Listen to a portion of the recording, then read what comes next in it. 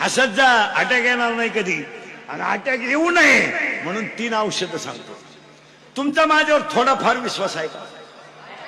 थोडाफार का जास्त आहे?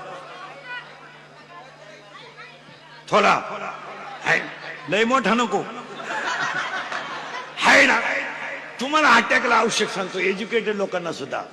एक, काल काय झालं आठवू नका.